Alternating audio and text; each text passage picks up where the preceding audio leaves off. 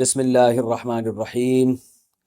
قربانی کے مسائل سے متعلق آج ارادہ ہوا کہ ان مسائل سے متعلق ایک کلپ ریکارڈ کروا دیا جائے اور لوگوں کو قربانی کے بیسک مسائل بتائے جائیں۔ لوگ بہت زیادہ جو سوالات پوچھتے ہیں تو اس پہ میں نے کچھ اشارے لکھ لیے اپنے سامنے تاکہ جو سوال بہت زیادہ پوچھے جاتے ہیں میں ان کے بارے میں ریکارڈ کروا دوں۔ تو میں انشاءاللہ یہ جو قربانی ہے اس کے بالکل شروع سے لے کے آخر تک ترتیب سے کوشش کرتا ہوں کہ مسائل بیان کروں، اور جو مسائل بہت زیادہ پوچھے جاتے ہیں اللہ تعالیٰ سے دعا ہے کہ وہ سارے آ جائیں۔ تو پہلا سب سے بڑا مسئلہ یہ ہے کہ قربانی واجب کس پر ہے۔ قربانی واجب کس پر ہے؟ لم سم عوام کی سہولت کے لیے ایک نصاب بیان کرتا ہوں جو علماء بتاتے ہیں 52.5 تولہ چاندی، دیکھ لیے گا نیٹ پر۔ تو اتنی مالیت کا کسی کے پاس سونا ہو یا چاندی ہو یا تجارتی مال ہو، تجارتی مال کہتے ہیں وہ سامان جو بیچنے کے لیے آپ نے خریدا ہے، یا کیش رقم ہو، یا یہ کہ ضرورت سے زائد سامان، ضرورت سے زائد سامان کہتے ہیں وہ سامان جو پورے سال بھی استعمال نہ ہوتا ہو۔ تو ایسی کوئی چیز اگر آپ کے پاس اتنی مالیت کی پڑی ہوئی ہے، یا ایک نہیں 2-4 چیزیں مل کے اتنی مالیت کو پہنچ جاتی ہیں، یعنی خلاصہ یہ نکلا کہ آپ کے جو استعمال میں آنے والی چیزوں کے علاوہ آپ کے پاس اتنی مالیت کی مال موجود ہے، اور ضروری خرچے اس میں سے نکال دیں، قرضے نکال دیں، وہ سب نکال کے بھی اتنے پیسے آپ کے پاس بچتے ہیں 50 55 60 ہزار تک، تو پھر آپ پر قربانی واجب ہے۔ یہ بہت مختصر بتا رہا ہوں کیونکہ اگر میں اس کی نصاب کی ڈیٹیل میں گیا تو پورا کلپ اسی میں نکل جائے گا۔ تو لم سم ایک بتا رہا ہوں آپ کو کہ اتنا اماؤنٹ کسی کے پاس ہو تو اس پر قربانی واجب ہے۔ پھر بھی سمجھ میں نہ آئے تو اس بارے میں میرے دوسرے کلپ یوٹیوب پہ آپ کو مل جائیں گے، یا دوسرے علماء سے آپ تفصیل پوچھ لیں، وہ انشاءاللہ آپ کو ڈیٹیل بتا دیں گے، کیونکہ نصاب میں اگر میں زیادہ ڈیٹیل میں گیا تو بہت ہی لمبی بات ہو جائے گی پھر۔ تو اس پر قربانی واجب ہے۔ بڑا مسئلہ یہاں پر ایک یہ اٹھایا جاتا ہے کہ کیا گھر کا سربراہ اگر قربانی کر لے تو سب کی طرف سے کافی ہو جائے گی، یا جو بھی صاحب نصاب ہے جس میں بھی استطاعت ہے اس پر الگ سے قربانی واجب ہے؟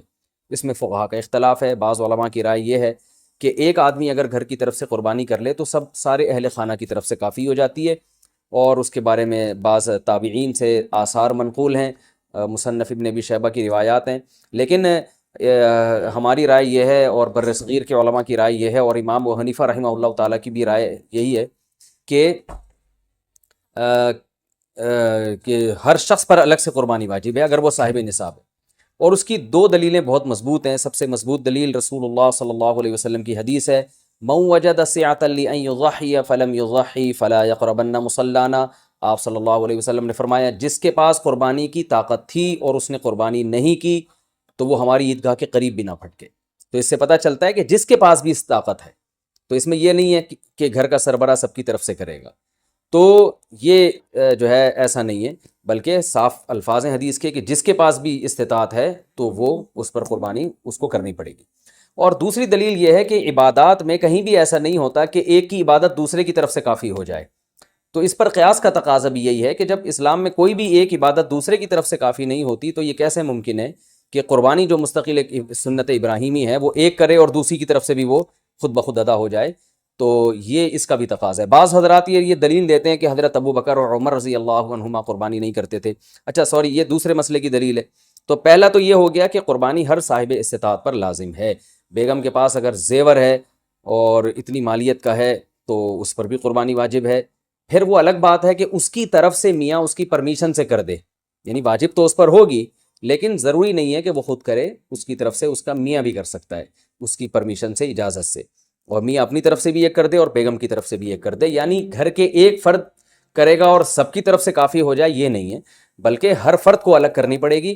وہ الگ بات ہے کہ اپنے پیسے سے کرنا ضروری نہیں ہے، وہ فرد خود کرے یا کسی سے کروا دے۔ پھر جب کسی سے قربانی کروائے گا تو اس کو پیسے دے، یا جو قربانی اس کی طرف سے کر رہا ہے وہ خود اپنے پیسے استعمال کر لے تو بھی ٹھیک ہے۔ یعنی یہ بھی ٹھیک ہے کہ آپ کے جو ابا ہیں، آپ کے جو والد صاحب ہیں وہ قربانی کر رہے ہیں اور سب بالغ بچوں کی طرف سے کر رہے ہیں، پیسے کسی سے نہیں لے رہے تو بھی ٹھیک ہے، کوئی حرج نہیں ہے۔ یا شوہر بیوی کی طرف سے کر رہا ہے اور پیسے نہیں لے رہا اس سے تو بہت اچھی بات ہے، ایسا نیک شوہر اللہ میاں سب کو دلائے۔ تو یا بیگم صاحبہ کر رہی ہیں اپنے خرچے پہ اور میاں کی طرف سے بھی کر رہی ہیں، میاں سے پیسے نہیں لے رہی، تو سبحان اللہ، بہت اچھا لگا آپ کو سن کے، تو ہمیں بھی بہت اچھا لگا۔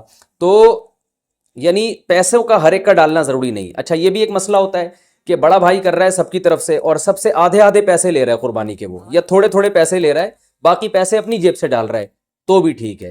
یعنی جس کی طرف سے قربانی ہو رہی ہے اس کے لیے خود سے پیسے یعنی خرچ کرنا ضروری نہیں ہے، اس کی طرف سے اگر کوئی اور خرچ کر دیتا ہے تو بھی ٹھیک ہے، چاہے پورے پیسے خرچ کرے یا آدھے پیسے خرچ کرے۔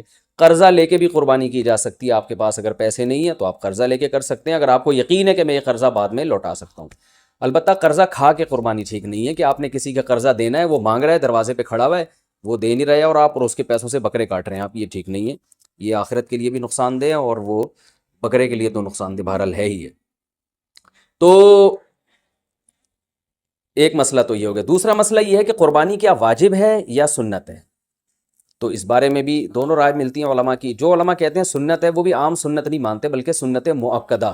سنت مؤکدہ کا مطلب جو نہیں کرے گا قابل ملامت ہوگا، اور امام ابو حنیفہ رحمہ اللہ تعالیٰ کی رائے کے مطابق یہ واجب ہے، اور اس کی دلیل وہی ہے کہ پہلی بات تو یہ کہ عبادت ہے، اور عبادت میں احتیاط کے پہلو کو ترجیح دی جاتی ہے، کیونکہ احتیاط اسی میں ہے کہ اس کو اگر واجب قرار نہیں دیتے تو بہت سے لوگ قربانی کا فریضہ چھوڑ سکتے ہیں، اور اس بات کا خطرہ موجود ہے کہ قیامت میں ان کو گناہ نہ ملے، تو اس لیے احتیاط کے پہلو کو ترجیح جائے گی۔ اور مضبوط دلیل امام ابو حنیفہ کی قرآن نبی صلی اللہ علیہ وسلم کی وہی حدیث ہے، من وجد سعۃ لأن یضحی فلم یضحی فلا یقربن مصلانا۔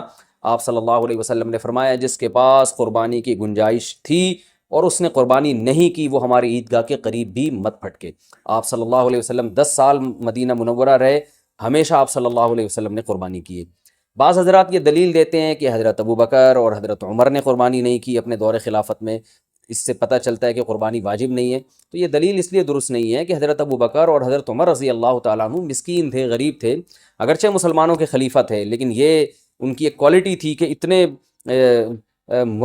لاکھوں مربع میل کے مالک ہونے کے باوجود وہ پیون زدہ کپڑے پہنتے تھے، تو صاحب استطاعت پہ قربانی واجب ہے۔ یہ دونوں حضرات بڑے تھے مگر قربانی نہیں کی انہوں نے، جیسے کہ روایت میں آتا ہے اس کی وجہ استطاعت نہ ہونا۔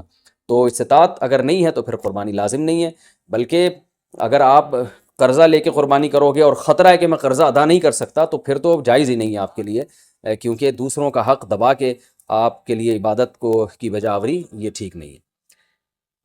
اس کی فضیلت کیا ہے قربانی کی؟ رسول اللہ صلی اللہ علیہ وسلم نے ارشاد فرمایا بقرعید کے دنوں میں یا ایام نہر میں اللہ کو جانور کا خون بہانے سے زیادہ کوئی عمل محبوب نہیں ہے، اور ہر بال کے بدلے میں اللہ نیکی عطا فرماتے ہیں۔